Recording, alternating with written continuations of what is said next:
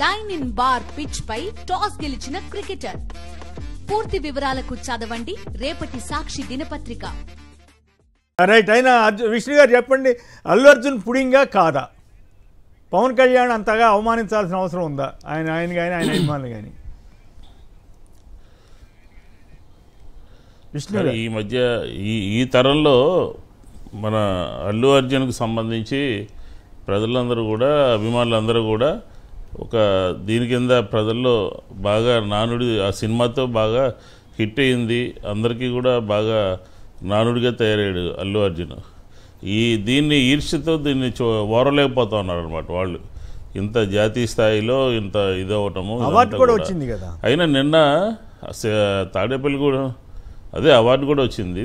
దీని శ్రీనివాస్ తాడేపల్లిగూడెం ఎమ్మెల్యే అంత బహిరంగంగా అతని గురించి అసందర్భంగా మాట్లాడాల్సినటువంటి పని లేదు. అతను ఒక రకంగా లైన్ క్రాస్ చేసి మాట్లాడాడు. ఎందుకు మాట్లాడాడు అంటే దీని వెనకాల మాట్లాడిచ్చారు. అతనితో పవన్ కళ్యాణ్ గారు లాంటి వాళ్ళు మాట్లాడిచ్చారనమాట. ఇది సరైనటువంటివి కాదు. ఎందుకంటే పుడింగే ఎందుకు, ఆయన ఒక స్నేహితుడి కోసం వెళ్ళాడు, పార్టీ కోసం వెళ్ళా, ఆ స్నేహితుడి కోసం వెళ్ళాడు. అక్కడ ఏం మాట్లాడలేదు. దాన్ని తట్టుకోలేకపోతే అక్కడ వచ్చినటువంటి జనాల్ని, ఆయన యొక్క ఆలోచనని, ఆయన యొక్క నైజాన్ని తట్టుకోలేనటువంటి పరిస్థితి ఏర్పడింది. దాన్ని అసలు ఫ్యాన్స్ ఉన్నారా అని అడుగుతాడు అతను. ఫ్యాన్స్ ఉన్నారో లేదో తెలీదా? 10 మంది వెళ్తే, నంద్యాల వెళ్తే ఎంతమంది జనం వచ్చారు? కాబట్టి ఇది తప్పు. అల్లు అర్జున్ గారి పట్ల ప్రజల్లో కూడా ఒక సానుకూలమైనటువంటి దృక్పథం ఉంది.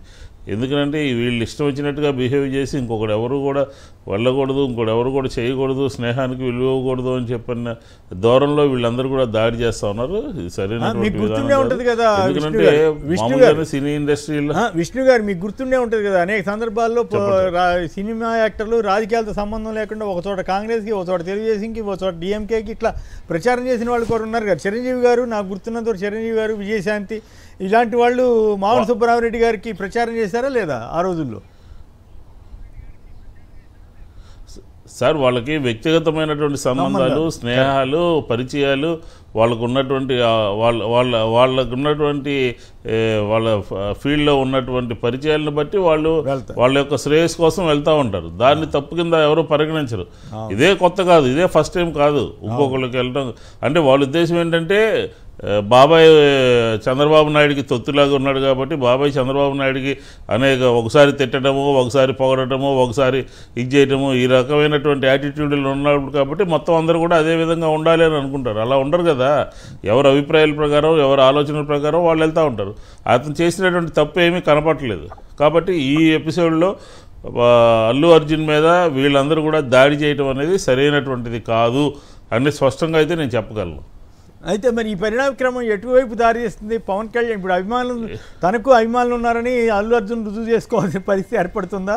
ఈ పరిణామం ఆ సామాజిక వర్గం మీద కూడా ఏమైనా ఇంపాక్ట్ చూస్తుంది?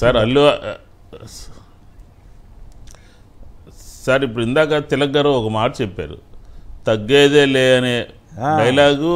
ఎట్లా ప్రజలు యూత్లో ఎలా ఉందో, వాళ్ళ ఫోన్స్లో ఎలా ఉందో, వాళ్ళ ఆలోచనలు ఎలా ఉందో, అలాగే అల్లు అర్జున్ కూడా తగ్గేదే లే. కాబట్టి చూస్తారు ఫీల్డ్లో ఎవరెవరు ఏంటనేది. తగ్గేదే లేకుండానే అతను కూడా ఇదవుతాడు.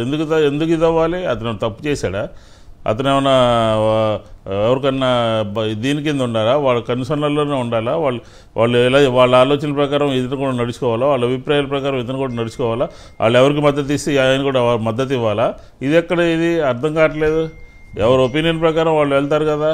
కాబట్టి అల్లు అర్జున్ అనేవాడు సినీ ఫీల్డ్లో కానీ, ఇటు యూత్లో కానీ ఒక దీని కింద ఉన్నాడు. కాబట్టి రాబోయే రోజుల్లోనే వాళ్ళకి అర్థమవుతుంది ఈయనకి ఫ్యాన్స్ ఉన్నారా లేదా, క్రేజ్ ఉన్నా లేదా, లేకపోతే నాకేం తెలియదు అని ఆయన అంటున్నాడు కదా. పుడింగా కాదా అనే విషయాలన్నీ కూడా రుజువు చేసుకోవాల్సిన బాధ్యత అల్లు అర్జున్ మీద పడినట్టుంది. అవును సార్, ఇప్పుడు అంత పెద్ద అవార్డు వచ్చినటువంటి నటుడిని, అంత ఫేమస్ నటుడిని పుడింగా కాదా అని మాట్లాడితే గెలుపు ఓటమి వాళ్ళు మాట్లాడితే ఎట్లాగా? వాళ్ళు పోయినసారి ఎన్నికల్లో ఏం జరిగింది, ఈసారి ఎన్నికల్లో ఏం జరిగింది, ఇవన్నీ తెలుసు కదా. రైట్.